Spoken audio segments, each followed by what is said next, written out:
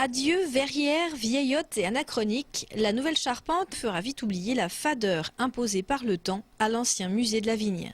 Le centre culturel prend enfin forme, les travaux ont débuté l'automne dernier pour se terminer l'automne prochain, de quoi rendre heureux les porteurs du projet. On est heureux, on était tellement impatients de voir tout ça commencer, donc c'est bien, non, ça nous promet une fin d'année avec l'ouverture, voilà, une véritable ouverture, donc on attendait ça depuis un moment.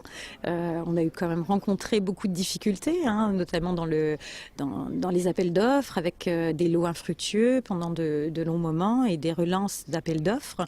Donc maintenant, ça y est, on y est et bien sûr, on est très enthousiaste. Le projet a été lancé en 2001 et c'est Studio K qui, au final, en 2008, a remporté le marché.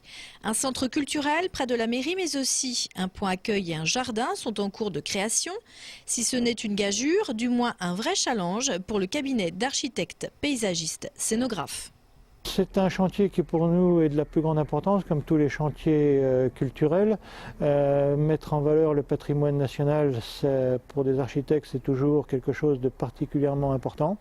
Donc on s'est beaucoup investi avec toute l'équipe de maîtrise d'œuvre pour en faire quelque chose qui soit emblématique de l'œuvre de Renoir et qui soit aussi un outil pour toutes les gens qui travaillent autour de Noir, que ce soit l'association, la municipalité, pour qu'ils aient un outil touristique et de mise en valeur du patrimoine qui soit le plus efficient possible. L'objectif était avant tout de respecter l'esprit de Renoir qui hante encore chaque rue du village d'Essois. Pas d'œuvre du peintre, mais une approche de l'homme à travers sa famille, son environnement. Le jardin a été conçu avec la même volonté, évoquer, inspirer, éveiller le génie du lieu et le génie à l'artiste. Il n'y a pas d'arbre sur cette parcelle qui soit spécifiquement lié à une peinture ou à l'histoire de la famille, puisque cette parcelle ne lui appartenait pas.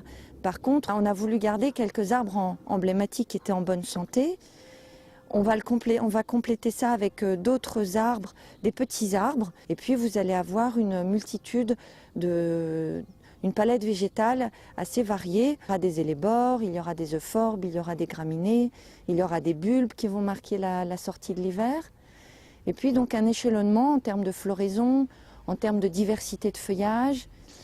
Et l'idée, c'est aussi de retrouver une ambiance naturelle, un jardin un peu sauvage. Si le projet sur les pas de Renoir a été retardé à cause des intempéries, il reste inchangé quant à sa forme et à son coût. Le projet essoyen, qui est inscrit dans le cadre d'un pôle d'excellence rurale, est toujours budgétisé à 2 millions d'euros.